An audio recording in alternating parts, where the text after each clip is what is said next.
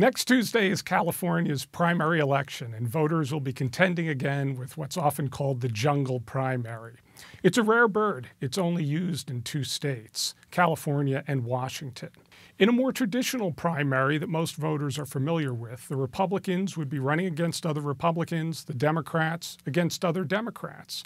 But in the jungle primary, all the candidates, regardless of party, appear on a single ballot, and voters can choose whichever one they like. But the hitch here is that only 2 advance to the November election. The jungle primary was approved by voters in 2010.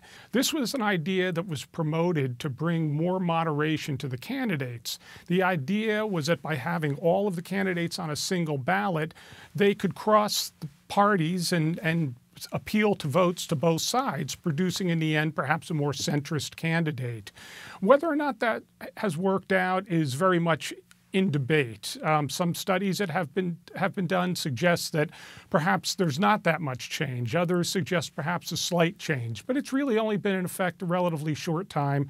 So I think for the most part, people are still waiting to see whether it worked or not. One of the ways it's working out this year is that Gavin Newsom, the leading Democrat in the race for governor, would like nothing better than to run against a Republican. This is a heavily Democratic state, and if he could run against a Republican in the general election, he would be the heavy favorite. Newsom has been running ads that talk about John Cox, the leading Republican, as being a supporter of President Trump and a supporter of gun rights and the NRA. So while this might sound good to Newsom's supporters, who would think, well, of course I want to support my Democratic candidate here, it also is a signal to conservative Republicans. By describing Cox as a Trump supporter, a supporter of gun rights, that lifts his profile with that group of voters.